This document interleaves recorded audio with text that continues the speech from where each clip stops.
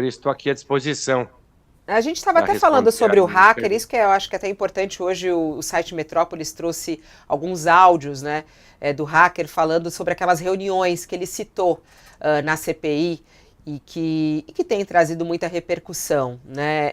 E ele diz que justamente o objetivo era fraudar as urnas, o resultado que querem.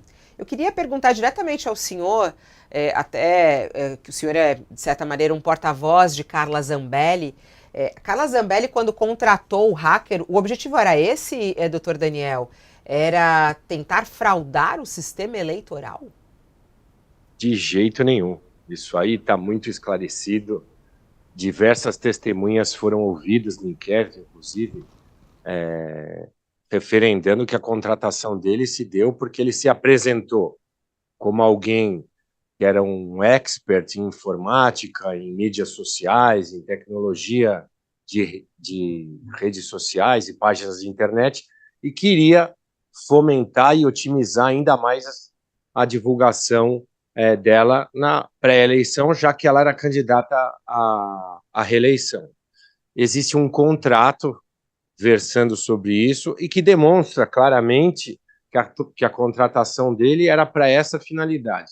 A deputada em nenhum momento pediu para ele fraudar a urna, invadir computador de alguém, falsificar mandado de prisão ou alvará de soltura. E, como eu tenho dito, e eu estava assistindo aí os comentários do Josias, e ele tem plena razão nisso, a palavra dele é cercada de mentira. Ele foi classificado não pela defesa, mas pela Polícia Federal em duas oportunidades na Operação Spoofing, que ele foi condenado ontem a 20 anos de prisão.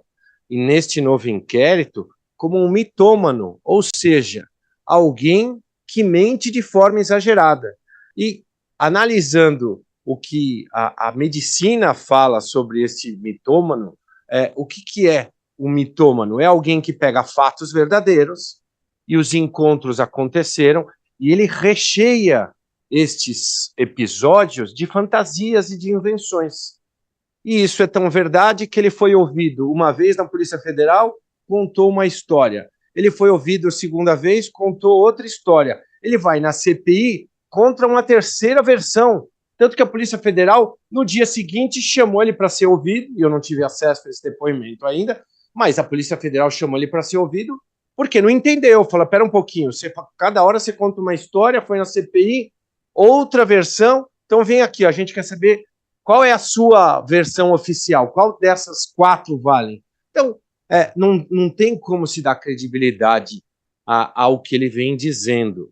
Agora, E as contradições que ele disse, e as contradições que ele vem apresentando mostram que, em realidade, tudo que ele vem falando não passa de uma calúnia e de uma invenção. O que chama a atenção é que, à medida que o senhor desqualifica o Walter Delgatti, e a fama de fato o precede, o senhor acaba por desqualificar também a sua cliente. Porque como um personagem como esse é contratado por uma parlamentar a pretexto de impulsionar as suas redes, como um personagem como esse é levado por essa parlamentar à presença do presidente da República no Palácio da Alvorada. O Bolsonaro disse que o Delgatti foi levado a ele pela Carla Zambelli. Como um personagem assim é levado à presença do presidente do partido dela, o PL, Valdemar Costa Neto, já declarou que recepcionou lá o Walter Delgatti, porque ele foi conduzido pelas mãos da deputada Zambelli. Por que um personagem tão desqualificado foi qualificado pela deputada Zambelli? É porque ela, não só ela, como ninguém sabia que ele era tão desqualificado. Ninguém tinha conhecimento deste perfil mentiroso dele, que agora foi descoberto não só pela Polícia Federal, mas também pelos jornalistas. Os jornalistas vêm trazendo cada vez mais notícias e fatos que o doutor, mas me perdoe, lá atrás, quando explodiu a Lava Jato, esse perfil dele já estava claro. Ele foi apresentado como um personagem que dava golpes na internet e tal. Não, claro, quando ele é chamado, é para o único intuito. Ele se apresentou, e é ele que se apresenta à deputada, dizendo que ele poderia, por conta da expertise que ele disse que ele tinha, que ele poderia, sim, ajudar a confirmar ou não confirmar que existiria algum tipo de fragilidade nas urnas, que era uma bandeira que não só a deputada levantava, mas todo o partido do presidente Bolsonaro. Então ele foi levado ao presidente, ao PL, única então somente porque ele disse que ele teria como, de forma tecnológica, em nada de ilegal, ele teria como auxiliar a esta possível comprovação. Quando se viu que, em verdade, o que ele estava fazendo ali era tentando se autovalorizar e não se tinha confirmação que, de fato, ele poderia contribuir, a relação é cortada. Tanto que ele, naquele momento, ele, inclusive, para de prestar os serviços para a deputada, ele não deu continuidade nos serviços que ia fazer nas mídias sociais, e ela perde completamente o contato com ele. Aí ele vem e disse que em janeiro, depois da eleição, depois da deputada ter dito e ser chamada de traidora, ela ter dito que a eleição acabou, não há mais o que se contestar e tinha que se fazer uma oposição ferrenha, mas sadia contra o governo eleito, ele disse que em janeiro, passado tudo isso, ela teria pedido para fazer algo lá para mostrar fraude em eleição e para também fazer aquele mandado de prisão, que é uma história que, com todo respeito, eu só não acredito, como não há como acreditar, por conta dessas contradições absolutas que ele vem falando e de fatos absolutamente inverídicos. Daniel, esse ponto é muito importante. O senhor está falando, eu não acredito, mas ela nega que ela tenha feito esse pedido, porque esse é um dos pontos, né? Ele diz que foi ela que, inclusive, mandou o texto para ele desse mandado de prisão. O senhor, então, diz que ela nega ou o senhor não tem conhecimento? Não, ela nega de forma veemente,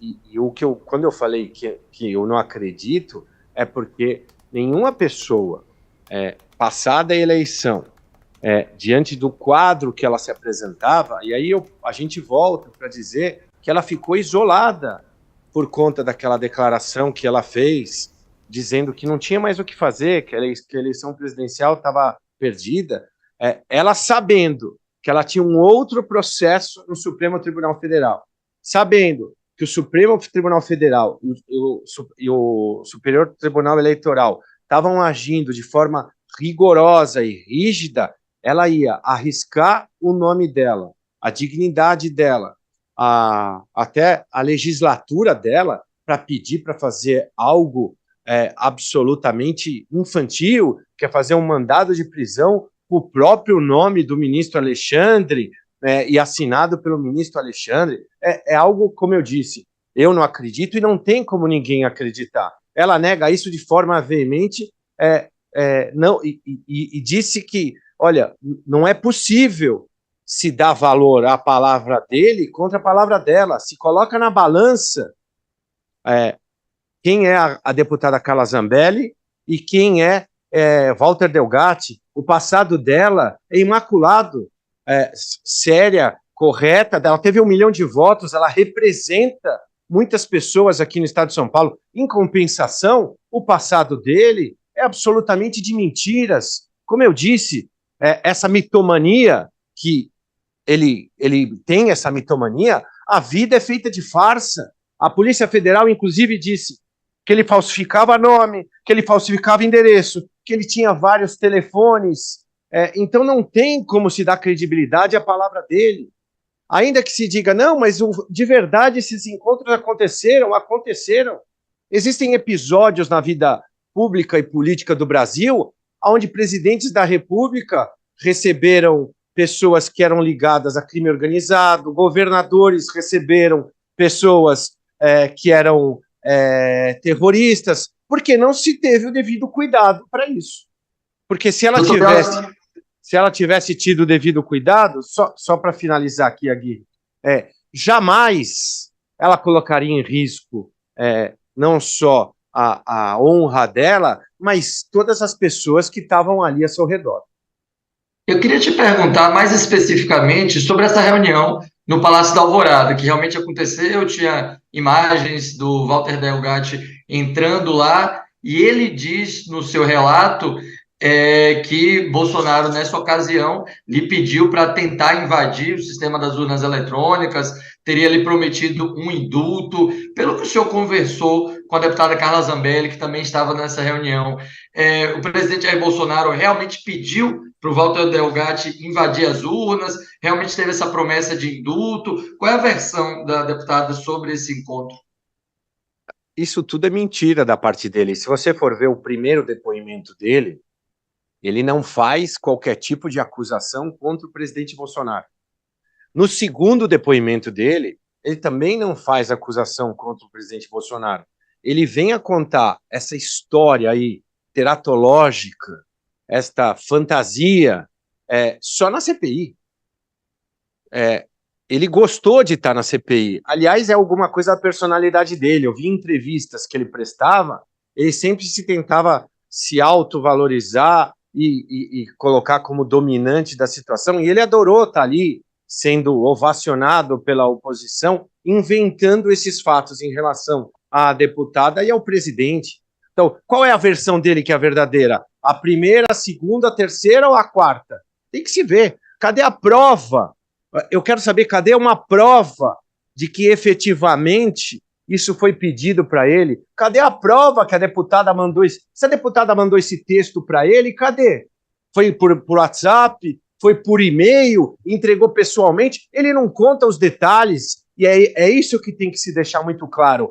Quando ele é chamado e perguntado sobre os detalhes, cada vez que ele é ouvido, ele muda de versão. A história dele não tem começo, meio e fim. Falta conteúdo. Ele só conta o que ele quer contar para incriminar, mas esquece de falar os detalhes. Quem participa de uma história dessa, se fosse verdade, saberia, desde o minuto 1 ou 0 até o fim da história, tudo o que aconteceu. Eu fui lá, estava na sala fulano, ciclano, beltrano, aí aconteceu isso, eu fui no carro X, aí aconteceu isso. Ela me mandou por WhatsApp, ela me mandou por e-mail. Isso não existe. Este inquérito já tem um tempão tramitando. Vou voltar a repetir. Ele foi ouvido 3 vezes. E ele é dissimulado, porque ele junta um extrato bancário querendo dizer, tá aqui a prova do pagamento. A prova do pagamento que tem ali é do serviço correto que foi contratado. Serviço que ele atuar nas mídias sociais. Doutor Daniel, quanto ele disse que recebeu R$40 mil de Carla Zambelli, mais ou menos R$14 mil em Pix, em Pix e o resto em dinheiro vivo. Quanto que Zambelli pagou a ele e pagou pelo quê? A deputada não pagou nada ao Walter Delgatti.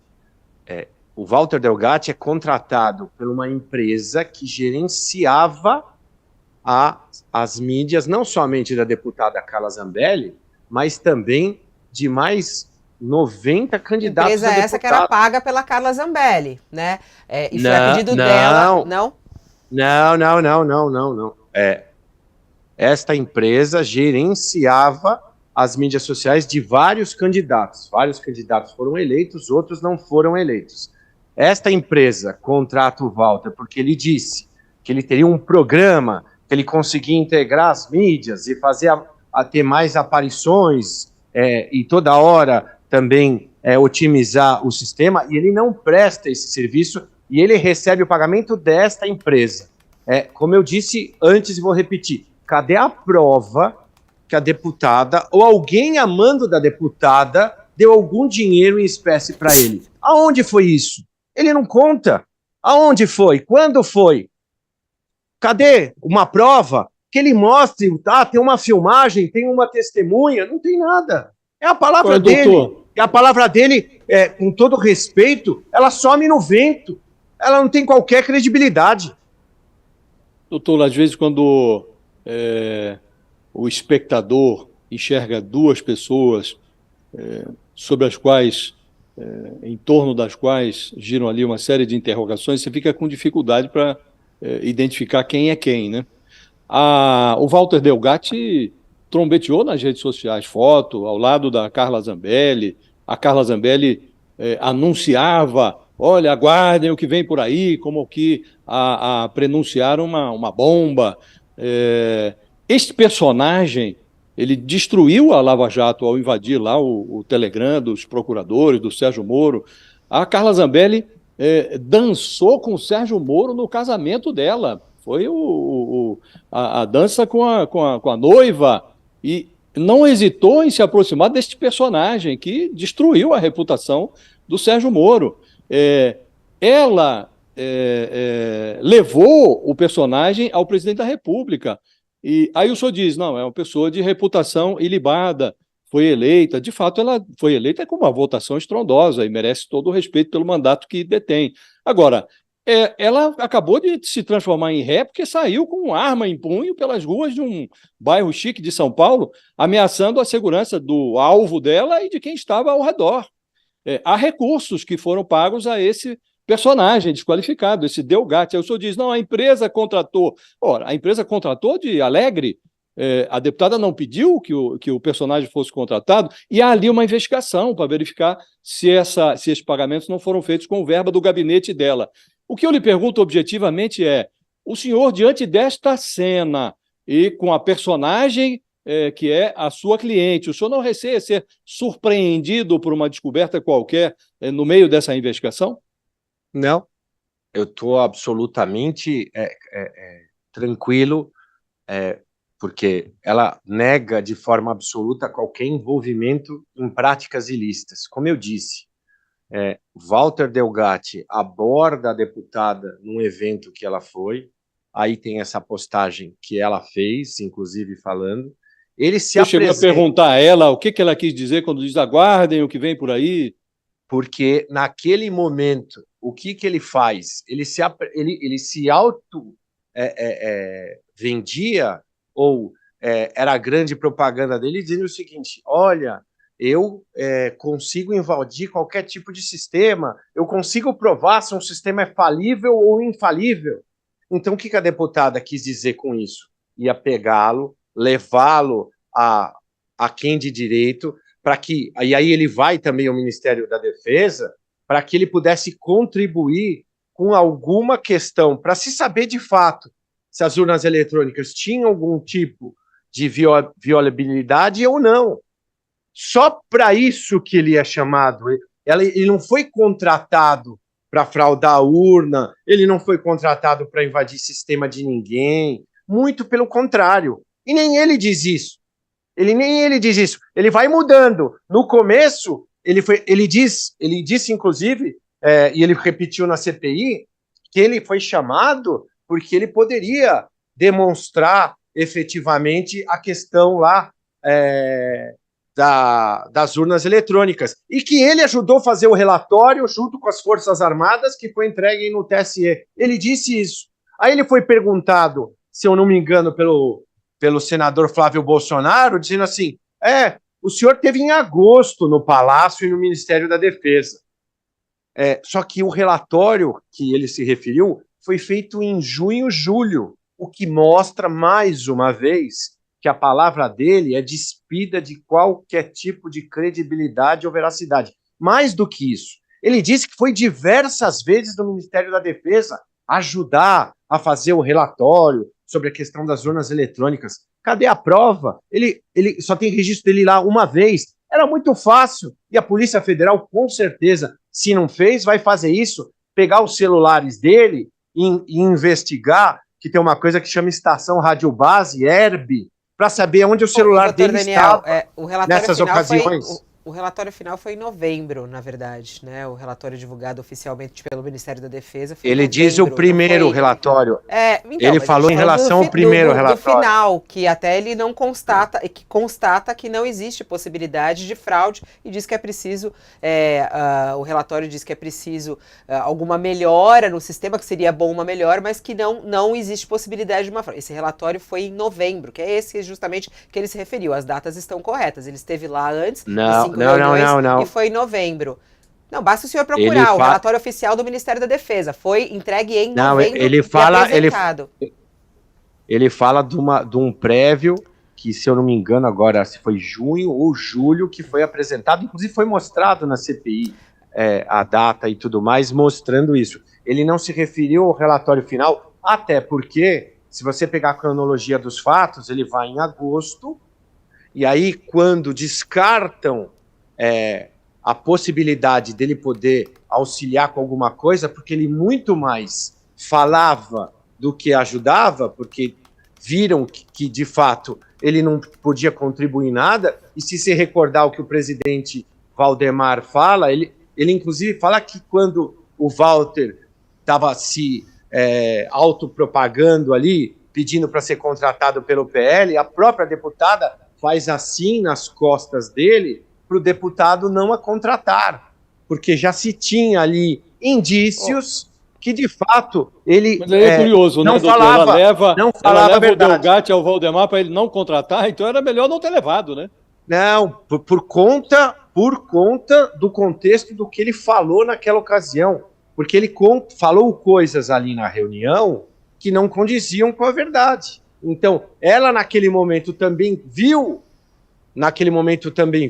que, de fato, ele era um mentiroso, e ele não estava falando nada que pudesse ser utilizado para que eles pudessem ali, naquele momento que eles estavam colocando em discussão essa credibilidade ou não das urnas eletrônicas, ser apresentado. Por conta disso que ela faz esse sinal, e o próprio presidente Valdemar confirma isso. Volto a dizer, se a deputada errou em algum momento, errou em dar confiança a uma pessoa que nem essa, achando que ele poderia ajudar. Mas o que ele faz, talvez até por vingança, é inventar fatos, e ele nos outros processos, se for olhar, ele inventa fatos em relação a um monte de gente. Ele inventou fato quanto a um procurador de justiça da Lava Jato e está respondendo um processo de calúnia por conta disso. Ele inventou fatos agora da deputada Carla Zambelli, e eu vou entrar com o processo também contra ele por conta disso. Deixa eu entrar num outro tema, só para a gente finalizar, que o senhor também assumiu a defesa da ex-primeira-dama Michele Bolsonaro recentemente, depois que ela teve o sigilo bancário quebrado por ordem do ministro Alexandre de Moraes. Ela está sendo investigada pela Polícia Federal naquele caso de suspeita de desvio de joias doadas para o patrimônio da União, do governo federal, e até tem mensagens de WhatsApp do Mauro Cid citando que joias dadas para Michele tinham sumido. Há uma suspeita da Polícia Federal que ela se beneficiava de valores da venda dessas joias. Até o novo advogado Mauro Cid diz que parte do dinheiro pode ter ido para ela. O senhor já tomou o pé desse assunto e já conversou com a ex-primeira-dama? Ela fala alguma coisa sobre essas joias? Eu não conversei com ela a respeito disso. Eu pedi acesso ao inquérito policial, já foi deferido o acesso, mas eu ainda não obtive as cópias do inquérito policial. A partir do momento que eu tiver conhecimento do que se trata, aí eu posso responder, porque não tive nenhuma reunião específica indagando a ela ou às pessoas próximas dela a respeito desses fatos. Então, posteriormente, eu posso te responder isso. Nesse momento, eu, inclusive, amanhã devo ir para Brasília para pegar cópia de ambos os casos, né, para poder atualizar as cópias e ver quais são os novos elementos que são trazidos. Mas ela teria recebido alguma coisa no depósito, por exemplo? Tem alguma preocupação em relação a essa quebra de sigilo, doutor Daniel? Não, não só ela não tem, como ela disse que está absolutamente tranquila, e nas próprias redes sociais dela, ela disse que não precisava ter quebrado o sigilo bancário dela, que estava à disposição. Quem acabou contratando o senhor? Foi ela mesma, doutor Daniel? Foi ela que lhe procurou? Como é que foi? Como é que chegaram até o senhor? Eu já patrocino a ex-primeira-dama em outros casos, né? Alguns, inclusive, em andamento. Ela tem uma queixa-crime em andamento contra um jornalista. Ela tem também uma ação de indenização que está em andamento, que tem correlação com essa queixa-crime. e ela tem um inquérito policial que investiga pessoas que a ameaçavam e difamavam nas redes sociais, que também está em andamento. Então, por conta disso, eu fui chamado. No caso da senhora Michele, há a suspeita, sob investigação, de que o coronel Mauro Cid pagava despesas dela com recursos de má origem. E há uma transação esquisita, porque ela, não dispondo de um cartão do marido, se servia de um cartão de uma amiga que trabalhava no gabinete de um senador e realizava as suas despesas nesse cartão, e o coronel Mauro Cid cobria essas despesas. Agora, o vosso colega César Bittencourt, que assumiu a defesa do Mauro Cid, disse que um Rolex foi vendido clandestinamente nos Estados Unidos e que o dinheiro foi repassado em moeda sonante, dinheiro vivo, para o Bolsonaro ou para a Michele. Esta vida financeira em desalinho da primeira-dama é objeto da sua defesa? O senhor já se inteirou sobre esses fatos? Não, como eu disse, eu ainda não tive nenhum tipo de reunião com ela a respeito disso. No primeiro momento, o que eu requeri foi poder ter vista do inquérito policial e de cautelares existentes. Quando o senhor diz não, o senhor está dizendo que não se informou ainda sobre o caso, mas é parte do seu trabalho defendê-la também nesses casos. Sim, a defesa vai ser ampla. Eu preciso verificar quais são as suspeitas do inquérito policial para poder elidi-las e para poder trazer a versão da primeira-dama mostrando que ela não praticou qualquer tipo de conduta ilícita, aí conforme estão dizendo. Me permita insistir um pouco nesse ponto, doutor, porque quando esses fatos vieram à tona, essa suspeição de pagamento por baixo do pano das despesas da senhora Michele, o Bolsonaro disse que o dinheiro teve origem nas suas contas, nas contas dele, Bolsonaro, e os advogados à época, me lembro que o ex-secretário de comunicação do governo, o Fábio Weingarten, disse: não, os documentos serão exibidos oportunamente. Até agora esses documentos não vieram à luz. Agora, o senhor assumindo essa defesa, o senhor não perguntou um A para ela a esse respeito? Olha, de onde vinha o dinheiro que pagava as suas contas? Então, eu vou para Brasília, como eu disse, eu assumi essa causa semana passada. Eu pedi vista do inquérito, logo que eu assumi, juntei a procuração e pedi vista do inquérito para poder ter acesso. Vou para Brasília amanhã, justamente para poder ter uma reunião pessoal e aí sim poder fazer todos esses questionamentos para calcar a defesa e para afastar esse tipo de suspeita, conforme você colocou, não só você e outras pessoas têm colocado, em relação à conduta dela e em relação a essa movimentação aí que você fez referência. Doutor, há uma equipe até relativamente grande de advogados assistindo o presidente Jair Bolsonaro em todos esses casos, e o senhor foi contratado para cuidar especificamente da ex-primeira-dama. O fato de escolherem um advogado exclusivo para a ex-primeira-dama mostra que a família Bolsonaro tem uma certa preocupação com os fatos envolvendo ela, que exigem uma dedicação mais próxima de um advogado específico? Não, porque tem uma possibilidade de, inclusive, algum dos outros advogados que assistem o presidente Bolsonaro também exercer a defesa da primeira-dama. Então, não existe qualquer tipo de preocupação em relação a isso. Acho que a primeira-dama, durante esses 4 anos, sempre teve uma conduta exemplar, sempre foi um modelo de seriedade, de credibilidade, e nunca se levantou qualquer tipo de suspeita em relação aos seus atos.